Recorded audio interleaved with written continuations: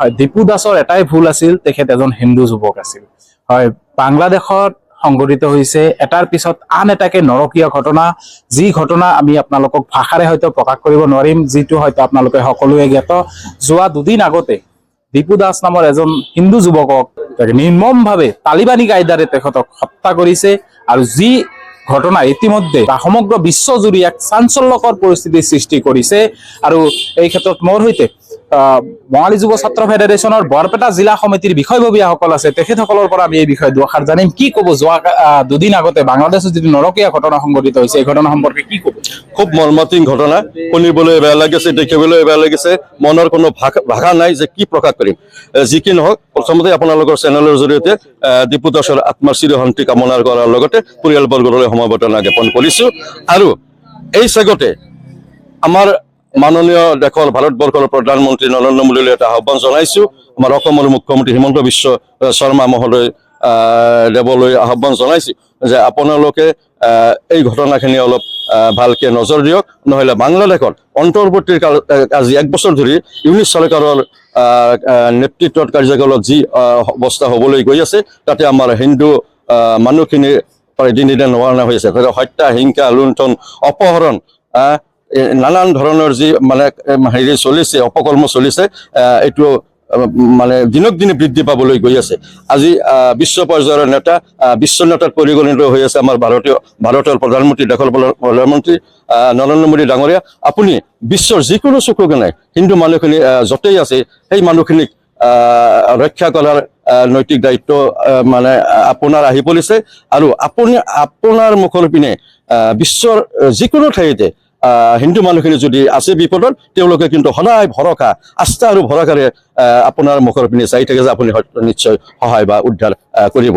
গতিকে এই ক্ষেত্ৰত মই আপোনালোকক অনুৰোধ জনাইছো, দেশৰ মাননীয় প্ৰধানমন্ত্ৰী মহোদয়ক অনুৰোধ জনাইছো, আপুনি কঠোৰ হাতেৰে এই বাংলাদেশক দমন কৰাৰ কাৰণে আপুনি চেষ্টা কৰক, আৰু অতি সোনকালে তাতে এই অন্তৰ্বৰ্তী চৰকাৰক ওফৰাই পেলাই নতুনকৈ নিৰ্বাচন পাতি নতুন চৰকাৰৰ ব্যৱস্থা কৰক, নহলে কিন্তু তাতে থকা আমাৰ যি হিন্দু মানুহ আছে তেওঁলোকৰ অৱস্থা দিনক দিনে বেয়া ফালে যাই আছে। আৰু লগতে বাংলাদেশত থকা মুছলমান ভাই সকলকো অনুৰোধ কৰিছো যে আপোনালোকে খালি নাভাবিব যে হিন্দু মানুহখিনি ইয়াতে মৰি আছে, আমাৰ একো হোৱা নাই। এই ঘটনাটো কিন্তু মানৱ সমাজত লজ্জানত কৰি যোৱা এটা, শৰীৰ কঁপাই যোৱা কিন্তু এটা ঘটনা হৈছে, মানৱ সমাজক এইটো লজ্জানত কৰিছে। গতিকে এনেকুৱাকৈ যদি ইউনিট চৰকাৰৰ কাৰ্যকাল যদি এনেকৈ আৰু কিছুদিন চলি থাকে, তেতিয়াহ'লে খালি হিন্দু মানুহখিনি মৃত্যুই নহ'ব, অকল বাংলাদেশৰো অৱস্থা নোহোৱা হ'ব।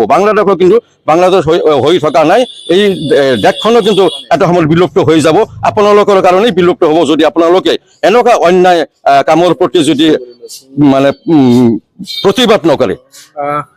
যিজন অন্তৰ্বৰ্তীকালীন চৰকাৰৰ যিজন প্ৰতিনিধি, তেখেত কিন্তু নোবেল বঁটা লাভ কৰিছে। তো এজন নোবেল বিজয়ী এজন মানুহৰ নেতৃত্বত কেতিয়াবা হিন্দুসকলৰ মন্দিৰ ভাঙিছে, কেতিয়াবা হিন্দুসকলক জীৱনতে জ্বলাই দিছে। তো গতিকে এই ক্ষেত্ৰত নোবেল বঁটা যে তেখেতক প্ৰদান কৰিছে, এইটো একচুৱেলি ভুল বুলি ভাবে নেকি আপোনালোকে? এইটোতো যেতিয়া তেওঁ নোবেল বঁটা পাইছে সেই সময়ত কিজানি ঠিক আছিল, আজিৰ ডেটত তেওঁৰ কাৰ্যকালৰ 1 বছৰ পাৰ হোৱাৰ পিছত কাৰ্যকালৰ বাংলাদেশত যিটো ঘটনা দেখিবলৈ পোৱা যায়, বৰ্তমান হিচাপে তেওঁ নোবেলৰ যোগ্য নহয়, শান্তিৰ নোবেলৰ যোগ্য নহয় কমচে কম।